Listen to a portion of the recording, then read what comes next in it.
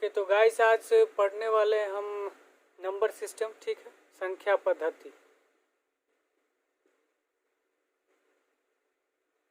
इसको इंग्लिश में बोला जाता है नंबर सिस्टम।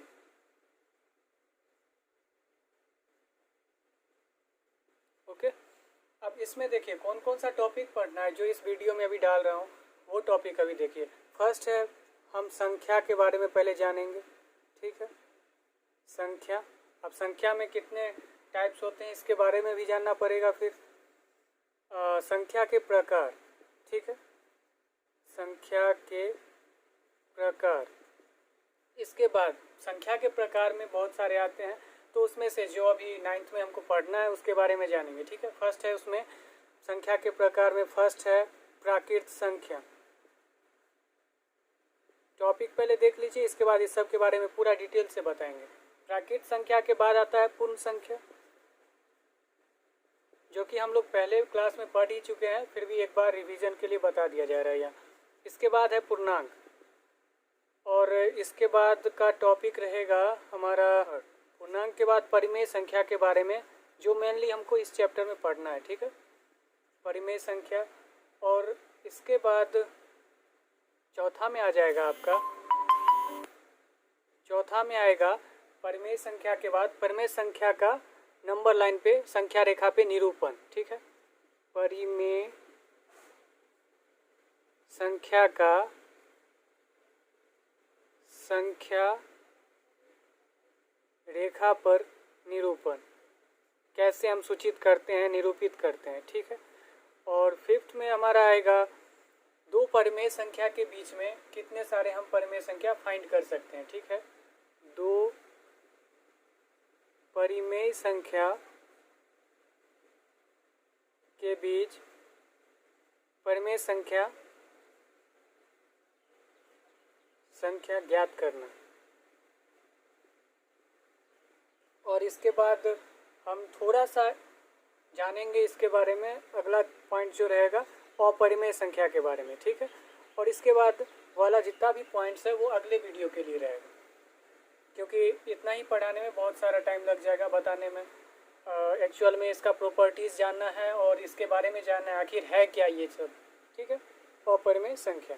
अब इसमें से फर्स्ट हम चालू करें, तो चलिए हम फर्स्ट अब जानते हैं प्राकृत संख्या के बारे में, आखिर ये है क्या और इसका डेफिनेशन, इसके कुछ प्रॉपर्टीज़ अगर होंगे, गुण, तो उसके बारे में।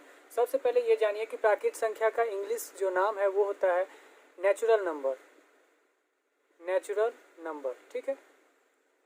अब देखिए प्राकृत संख्या के बारे में हम इतना ही बता सकते हैं कि काउंटिंग नंबर्स, मतलब गिनती की संख्या जो भी है, गिनती तो हम लोग को आती होगी, जैसे 1 2 3 4 5 से लेके जहाँ तक जाओ आप, ठीक है, आप कहाँ तक जा सकते हो, अनंत तक, 100 150 200 करोड़, जहाँ तक जाओ, ये सारा जो नंबर्स है, संख्याएं, जो ये जितनी भी सारी संख्याएं हैं प्राकृत संख्याएं कहलाती है, ठीक है।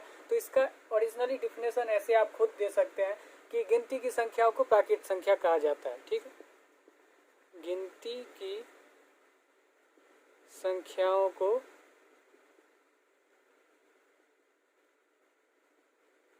प्राकृत संख्या कहते हैं। अब एक्चुअल में इसे डिनोट किससे करते हैं, सूचित। देखिए प्राकृत संख्या का इंग्लिश नाम होता है नेचुरल नंबर, और नेचुरल का ये जो n है इसी से हम डिनोट करते हैं प्राकृत संख्या को। तो इसमें हम लिख सकते हैं कि इसे n से सूचित किया जाता है, ठीक है। आप लोग अगर चाहे तो ये उतार भी सकते हैं, या फिर अगर जब नहीं याद आए तो आप डबल फिर से ये वीडियो देख सकते हैं, इससे फिर से याद आ जाएगा प्राकृत संख्या किसे कहते हैं, ठीक है। जैसे में हम कुछ भी लिख सकते हैं, कुछ भी का मतलब क्या, गिनती की ही संख्या लिखना है, जैसे 1 2 3 4 5 6 डॉट डॉट डॉट, कहीं तक हम जा सकते हैं, ठीक है। इसके आगे जितना भी आप ले जाए सारा का सारा क्या कहलाएगा, प्राकृत संख्या। अब देखिए प्राकृत संख्या भी तो एक नंबर है, टाइप्स ऑफ नंबर है, मतलब संख्या का प्रकार है। अब दूसरा हम जानेंगे इसके बाद पूर्ण संख्या के बारे में। चलिए, तो दूसरा टॉपिक आ जाता है हमारा पूर्ण संख्या, ठीक है, पूर्ण संख्या। अब देखिए एक्चुअल में पूर्ण संख्या को सबसे पहले हम इसका इंग्लिश मीनिंग जानते हैं, तो ये होता है whole number, WHOLE, whole, NUMBER, whole number. इसका मतलब क्या होता है, पूर्ण संख्या। अब देखिए ये पूर्ण संख्या जो है ये प्राकृत संख्या से थोड़ा सा ही भिन्न होता है। कैसे भिन्न होता है तो ये देखिए अलग कैसे होता है कि हम जितना भी जानते हैं प्राकृत संख्या के बारे में, क्या जाने अभी तक, गिनती की संख्या 1 से लेके अनंत तक हम जा सकते हैं। तो गिनती की संख्या में अगर हम 0 शून्य को शामिल कर देते हैं तो ये पूरा जो एक समूह बनता है ये पूर्ण संख्या कहलाता है। जैसे इसमें क्या कह सकते हैं, शून्य सहित मतलब 0 सहित प्राकृत संख्या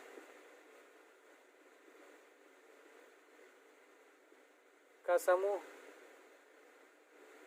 क्या किए, बस कुछ नहीं किए, प्राकृत संख्या में हम 0 को शामिल कर लिए तो क्या हो गया, 0 सहित प्राकृत संख्याओं का समूह पूर्ण संख्या कहलाता है। बहुत ही नॉर्मल था ये,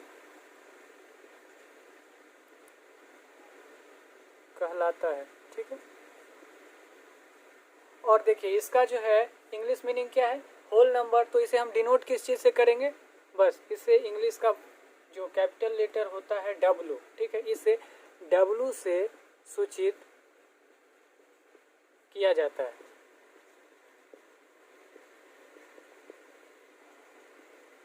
ठीक है, आई होप इतना में दिक्कत नहीं होना चाहिए, थोड़ा लाइटनिंग का प्रॉब्लम है, ठीक है यहाँ लिखा हुआ है, यहाँ जो है लिखा हुआ है, ठीक है। अब इसके बाद जो है इसका जैसे देख लीजिए, जैसे में क्या हम लिख सकते हैं इसके बारे में कि देखिए प्राकृत संख्या तो हम लिख ही रहे थे, प्राकृत संख्या जितना भी लिख रहे थे उसमें बस हम 0 को शामिल कर देते हैं, ठीक है। 0 को जैसे ही हम शामिल करेंगे प्राकृत संख्या में तो वो क्या हो जाएगा, हमारा पूर्ण संख्या हो जाएगा। ओके, तो नेक्स्ट पॉइंट अपन चलते हैं, कुछ पहले जान लेते हैं संख्या रेखा के बारे में, ठीक है। संख्या रेखा, इंग्लिश में इसको बोलते हैं नंबर लाइन।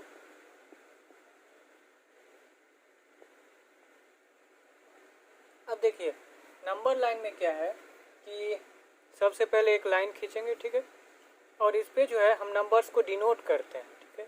1 2 3 4 5, ये बढ़ते जाता है अनंत तक, ये बढ़ते जाएगा क्योंकि लाइन है ना, लाइन देखिए लाइन का दोनों साइड क्या होता है, दोनों किनारा बढ़ते जाता है। तो जैसे जैसे ये संख्या लाइन बढ़ेगा उसके साथ संख्या भी हम लिखते जाएंगे बढ़ा के। ऐसे ही यहाँ है -1 -2 -3 -4।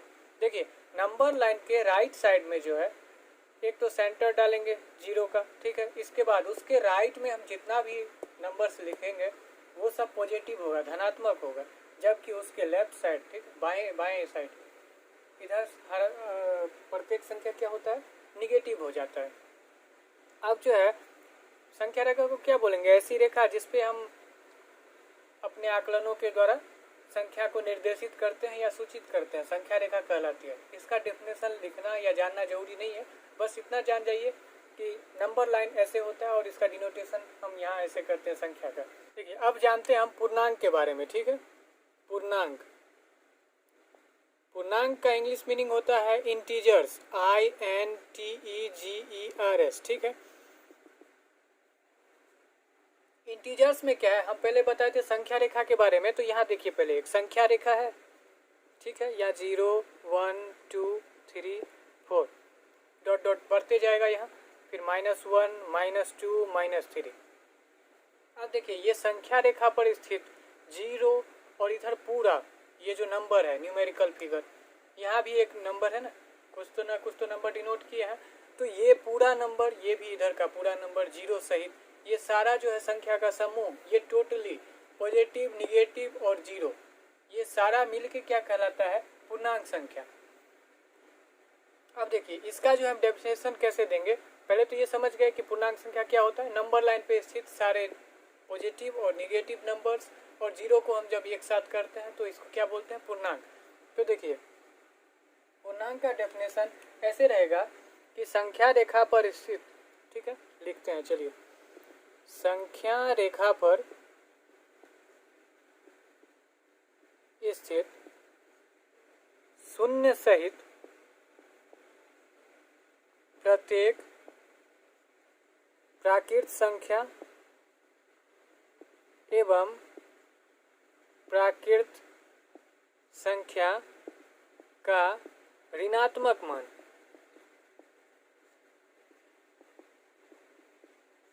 ऋणात्मक मानों का संग्रह या समूह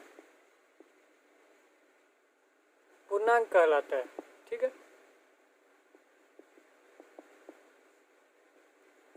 देखिए यहाँ फिर से एक बार हम बता रहे हैं कि यहाँ जो है 0, 1, 2, 3, 4, यहाँ -1, -2, -3।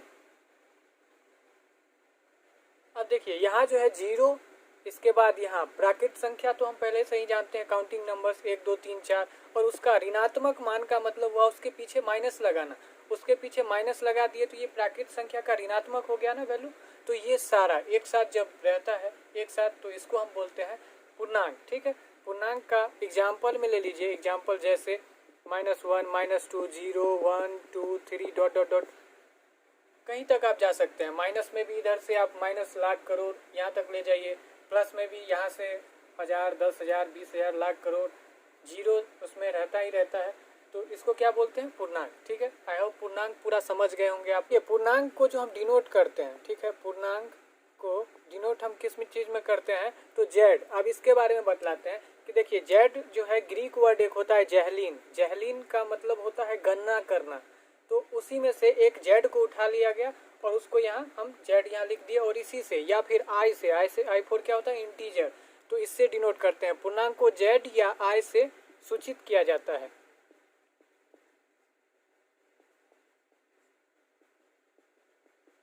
तो यहाँ हम एक्चुअल में लिख सकते हैं आई या Z is equal to -1, -2, -3, 0, 1, 2, 3 dot dot dot, कहीं भी ले जा सकते हैं। ठीक है, तो पूर्णांक को क्या चीज़ से डिनोट करते हैं? या तो जेड से या आई से। आई फॉर इंटीजर्स, इंटीजर्स का फर्स्ट लेटर हम आई ले लिए, या फिर जेड से। जेड का मतलब होता है, ग्रीक वर्ड एक होता है जहलीन। जहलीन का अर्थ होता है गणना करना। तो वहाँ से हम ले लिए यहाँ पूर्णांक का। ठीक है, अभी चलते हैं हम परिमेय संख्या के बारे में। ठीक है, परिमेय संख्या, इसका इंग्लिश होता है रैशनल नंबर। रैशनल या एन होगा, एन सही से नहीं लिखे हैं, नंबर। अब देखिए ऐसी संख्या, इसका पहले डेफिनेशन लिख देते हैं, इसके बाद आपको समझाएंगे। ठीक है, ऐसी संख्या जिसे P/Q के रूप में सूचित किया जाता है,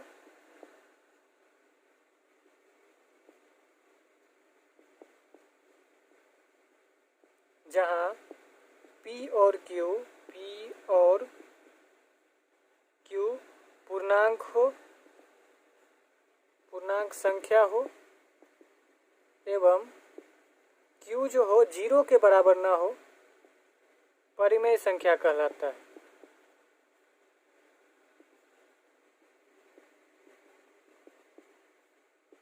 ठीक है, इतना समझ में आया? नहीं समझ में आया?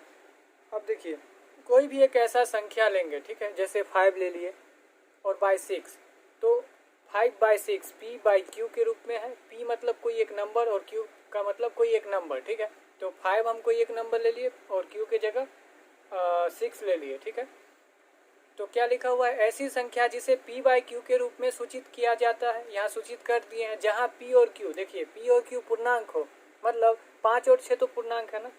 पहले पूर्णांक संख्या में क्या बताया? प्राकृत संख्या या उसका ऋणात्मक वैल्यू सारा पूर्णांक होता है।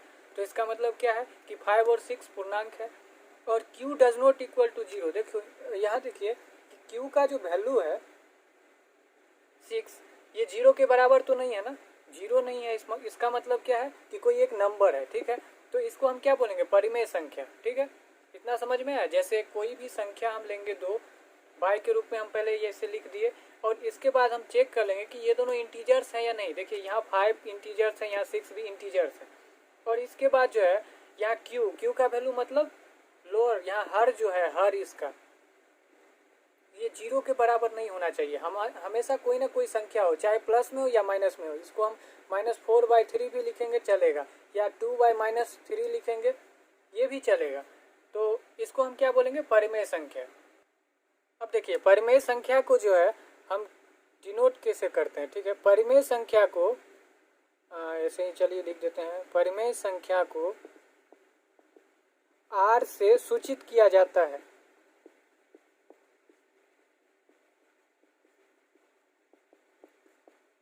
ये याद रखिएगा, जरूरी है। मतलब जैसे कहीं हम लिखा देखे r, तो इसका मतलब समझ जाइएगा कि ये परिमेय संख्या है।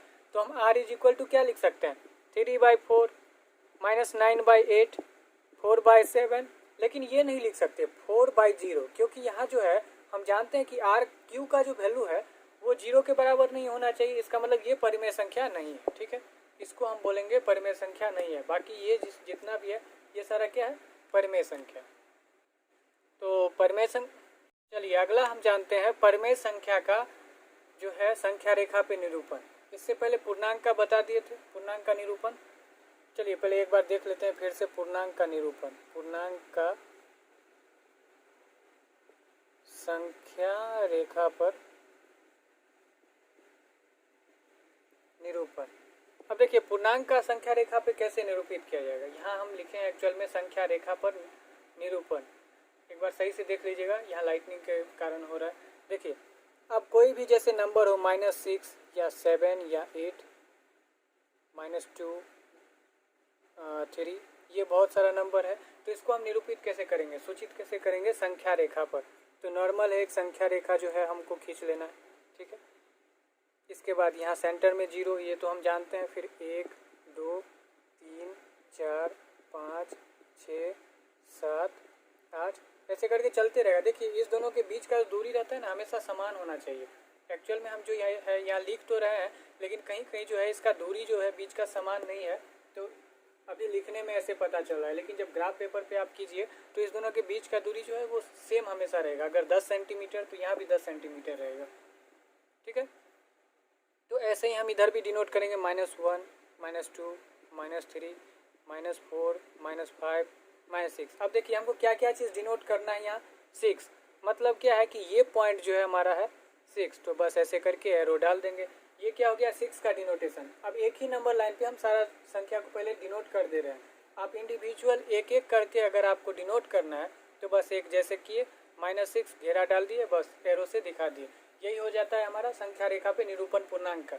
अब जैसे 7 है तो देखिए 7 कहाँ लिखा हुआ है, ये तो यहाँ देख लेंगे ये 7 है, यहाँ से डायरेक्ट एरो घुमा के यहाँ डाल देंगे। नीचे से भी हम एरो दिखा सकते हैं। ठीक है, जैसे 8 है तो 8 हमको यहाँ दिखाना है ना, ये हो गया। हम देखिए नीचे से ही इस बार कर दे रहे हैं, चलेगा, ये 8 हो गया। अब जो है -2 देखिए, -2 ये रहा, तो हम इधर से -2 कर दिए, यहाँ सर्कल मार दिए। फिर क्या है, 3 है, यहाँ 3 है, चलिए देखिए 3 यहाँ से ऐसे करके डिनोट करके सर्कल मार दिए। तो ये हो जाता है पूर्णांक का संख्या रेखा पे निरूपण। बहुत ही नॉर्मल होता है, बस एक संख्या रेखा खींचना है और ऐसे करके डिनोट कर देना है। जो भी है नंबर देखे वहाँ डायरेक्ट जाके लगा दिए, कोई दिक्कत नहीं रहती है इसमें। अब जो है इसके बाद हम बता रहे हैं परिमेय संख्या का संख्या रेखा पे निरूपण। इसमें कुछ सीखना पड़ता है। देखिए इसमें क्या सीखना पड़ता है, सबसे पहले हेडिंग डाल रहे हैं परिमेय संख्या का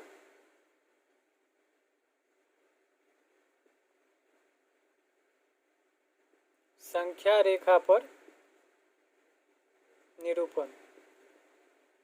निरूपण का मतलब होता है सूचित करना, डिनोट करना, दिखाना, दर्शाना, बस। तो देखिए सबसे पहले परिमेय संख्या कोई एक ले लेते हैं, 1/2 एक परिमेय संख्या है। ठीक है, 3/4 कुछ भी ले रहे हैं, -2/4 तब तो फिर होल आ जाएगा। चलिए 2/3 ले रहे हैं। अब सबसे पहले क्या करना है, हमको एक संख्या रेखा बनाना है, यहाँ 0 लिखना है। ठीक है, अब देखिए यहाँ 1 यहाँ 2 हो गया, यहाँ -1 यहाँ -2।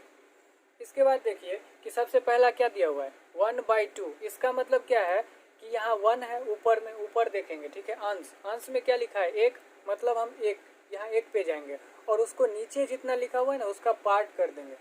2 भाग है, मतलब इस दोनों के बीच का जो दूरी है इसको दो पार्ट में डिवाइड कीजिए बराबर। ये दोनों बराबर हो गया। अब इसका जो पहला पार्ट है यही तो डिनोट होगा, मतलब ये जो है ये क्या हो जाएगा, 1/2 हाफ हो गया। बहुत ही नॉर्मल था, कुछ समझने का था थोड़ा सा बस, कि बस इसको जो है हम 1 को जैसे यहाँ लिखे तो 1 के नीचे में क्या लिखा हुआ है, 2 लिखा हुआ है, 2। तो इसको क्या करेंगे, इसको 2 पार्ट में डिवाइड कर, जैसे है 3/4। ठीक है, तो सबसे पहले इसमें क्या करेंगे, एक्चुअल में एक चीज़ हमेशा फाइंड करिएगा, इसका डेसिमल वैल्यू, ठीक है। इसको एक बार थोड़ा साइड में हम क्या करेंगे, डिवाइड करके चेक कर लेंगे कि ये कितने कितने के बीच में आता है। जैसे 4 से हम 3 में डिवाइड मानेंगे, 0 0 4 7 जा मतलब 28, मतलब क्या हुआ, यह इसका जो है यहाँ से पता चल जाएगा कि ये कितने और कितने के बीच में आएगा। इसका जो है पॉइंट से पहले का वैल्यू देखिएगा आप कितना है, 0 है, इसका मतलब 0 और 1 के बीच में आना है इसको, ठीक है। क्या है, 0 और 1, तो यहाँ हम 0 लिख दे रहे हैं। माइनस में तो हमको डिनोट कुछ करना नहीं है, करना है प्लस में, तो यहाँ हम क्या करेंगे, 0 लिख दिए। इसके बाद 1 2, अब देखिए एक्चुअल में हमको काम कहाँ करना है, 0 और 1 के बीच में ना, क्योंकि हम जान रहे हैं कि इसका वैल्यू जो है 0 और 1 के बीच में ही रहना है। तो इसको क्या करेंगे, हम 4 पार्ट में डिवाइड कर देंगे, 1 2 3 4, और इसका तीसरा पार्ट क्या है, ये है ना, तो यही 3/4 हो गया। समझ में आया, बहुत ही नॉर्मल था, कुछ भी नहीं था।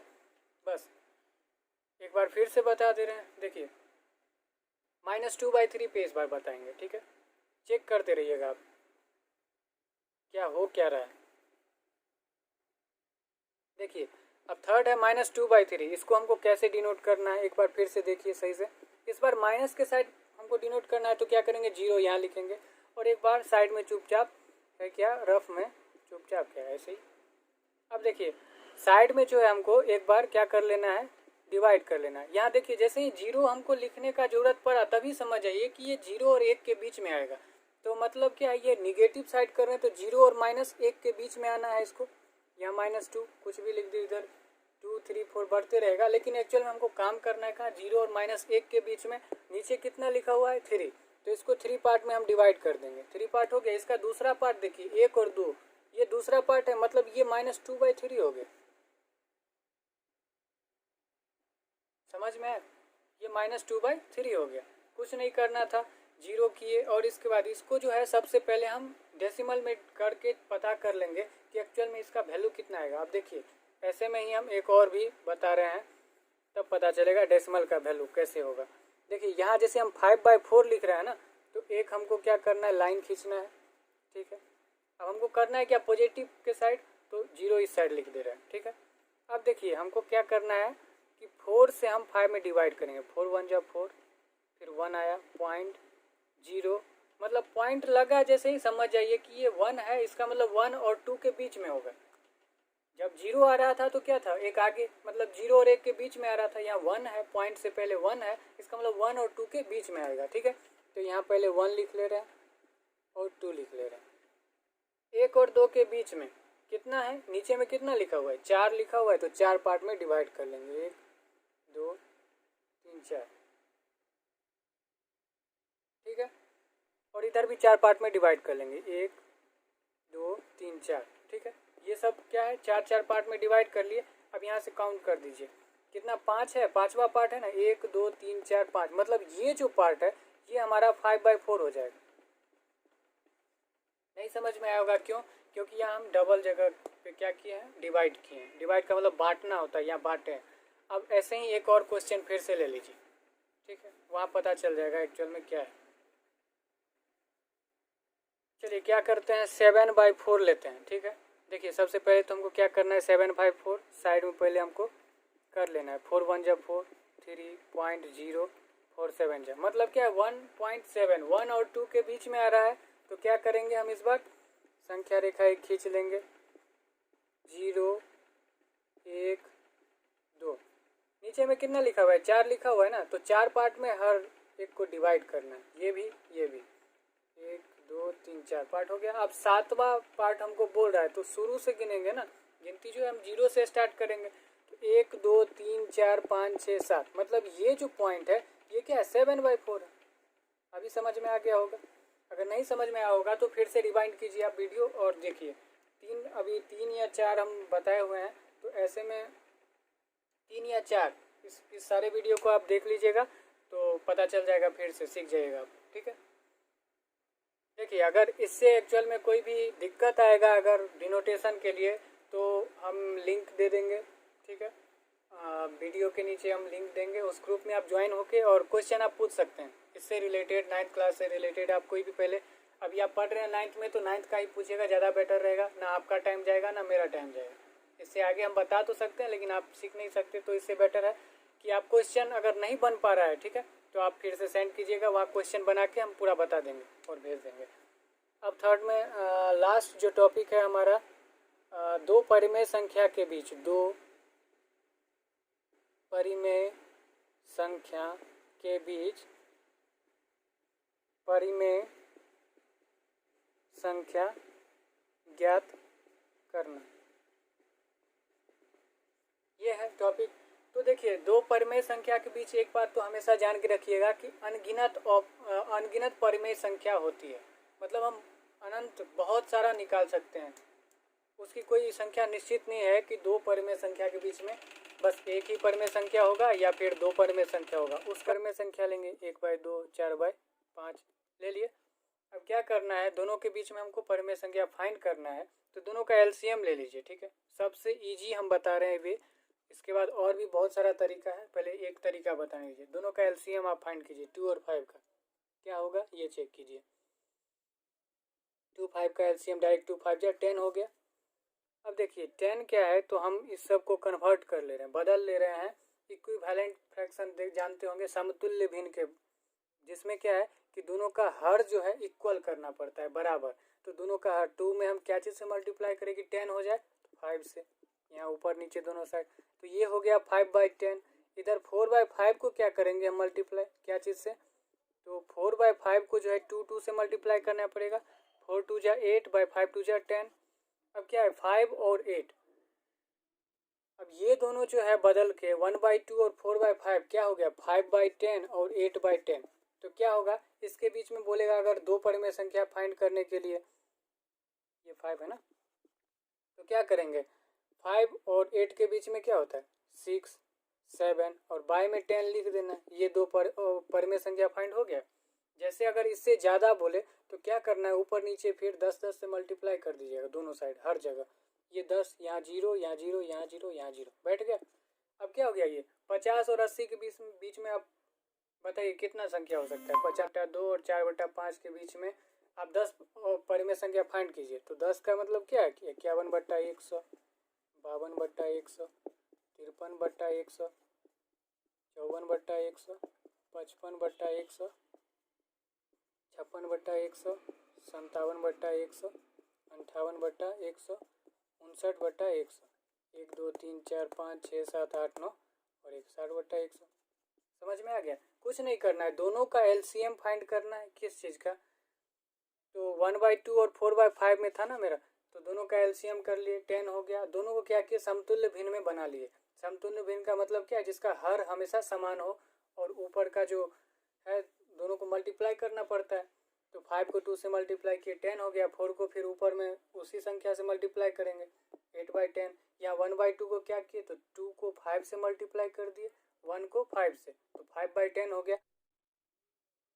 आई होप ये समझ गए होंगे। दो परिमेय संख्या के बीच परिमेय संख्या ज्ञात करना, अनंत ज्ञात कर सकते हैं आप। अगर उससे भी ज़्यादा बोले तो फिर एक एक जीरो ऊपर नीचे बैठा दीजिए आप।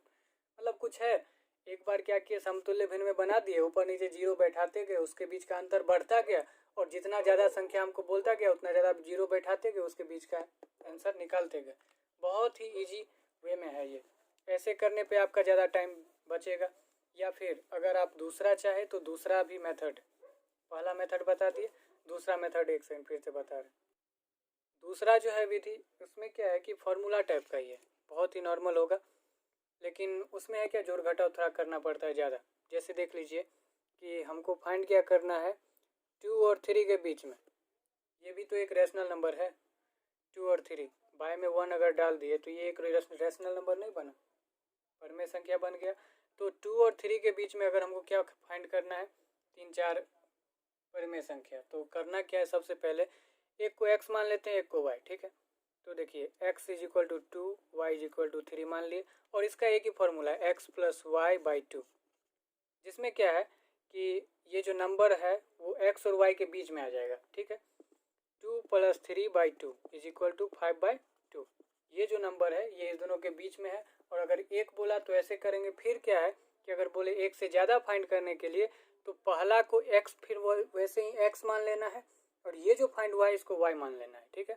तो x = 2, y = 5/2, दूसरा वैल्यू ये आ गया।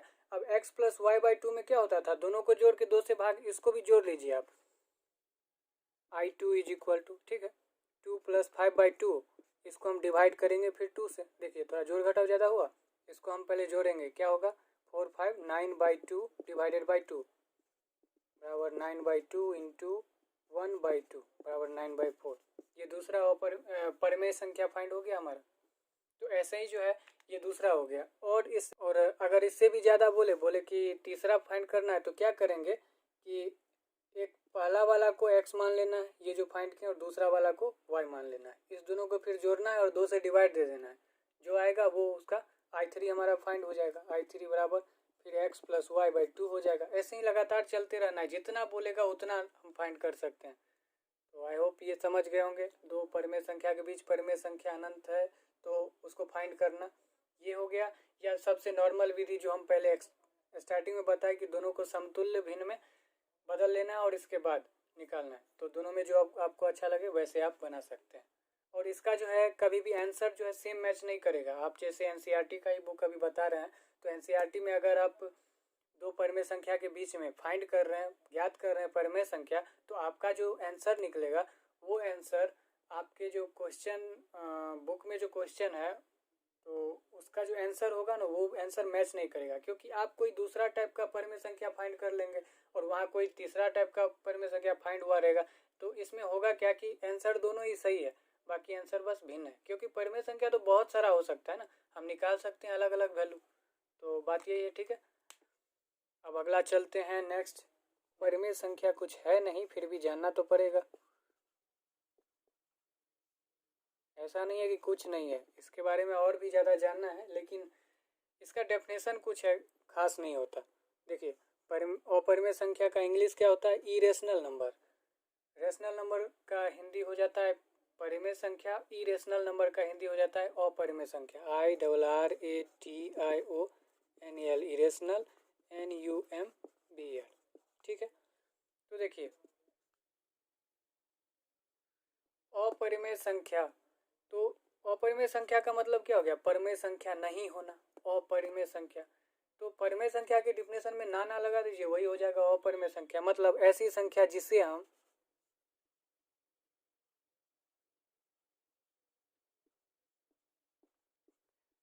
P/Q के रूप में सूचित नहीं कर सकते, बस नहीं लगाना है, नहीं कर सकते, जहां P/Q P और Q पूर्णांक नहीं हो एवं Q does not equal to 0 डाल देते हैं। तो ये क्या हो गया, अपरिमेय संख्या कहलाता है।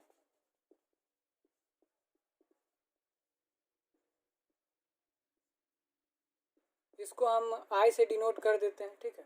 इंटीजर्स को भी ऐसे I से डिनोट करते हैं, लेकिन इसीलिए जो है इंटीजर को हम Z से डिनोट किए, क्योंकि इरेशनल नंबर को हम I से भी डिनोट कर सकते हैं। तो कहीं कन्फ्यूजन हो जाता है कि अपरिमेय संख्या को भी आप I से डिनोट कर दिए, इंटीजर्स को भी आप I से डिनोट कर दिए। तो इससे बेटर है कि आप जो है इंटीजर्स का मतलब पूर्णांक को आप Z से ही डिनोट करें, जो पता है, और अपरिमेय संख्या के लिए I यूज करें, ज़्यादा बेटर रहेगा।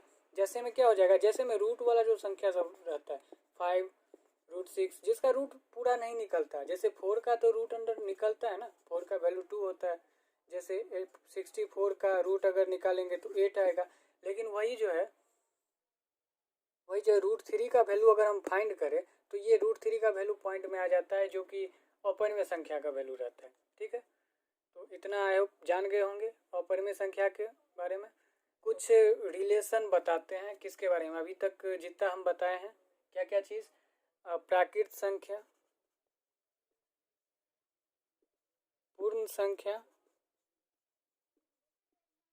इसके बाद क्या है, पूर्णांक संख्या, परिमेय संख्या, अपरिमेय संख्या, ठीक है।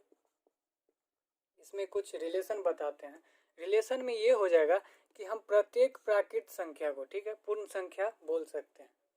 क्यों, क्योंकि सब प्राकृत संख्या पूर्ण संख्या में आ जाता है। काउंट कीजिए 1 2 3 4, गिनती जो है क्या होगा, गिनती की संख्या सारी तो प्राकृत संख्या होती है, लेकिन उसको हम पूर्ण संख्या में लिखते हैं, तो हम लिख सकते हैं प्रत्येक प्राकृत संख्या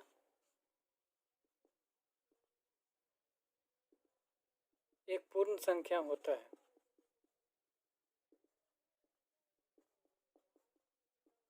वहीं पे हम प्रत्येक पूर्ण संख्या को प्राकृत संख्या नहीं बोल सकते। क्यों? क्योंकि जीरो जो है प्राकृत संख्या नहीं होता है।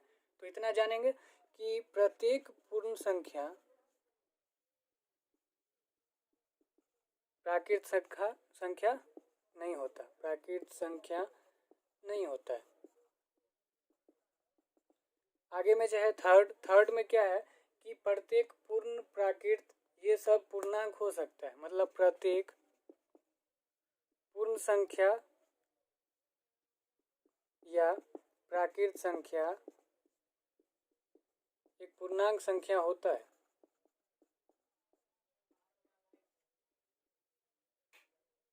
पूर्णांक संख्या होता है, ठीक है। लेकिन क्या है कि इसका उल्टा प्रत्येक पूर्णांक पूर्ण संख्या और प्राकृत संख्या नहीं होता। क्यों नहीं होता?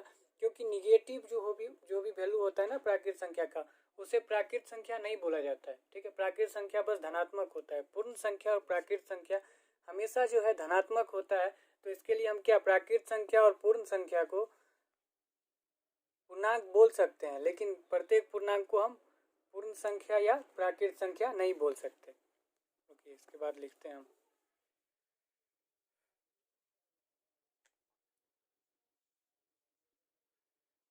प्रत्येक पूर्णांक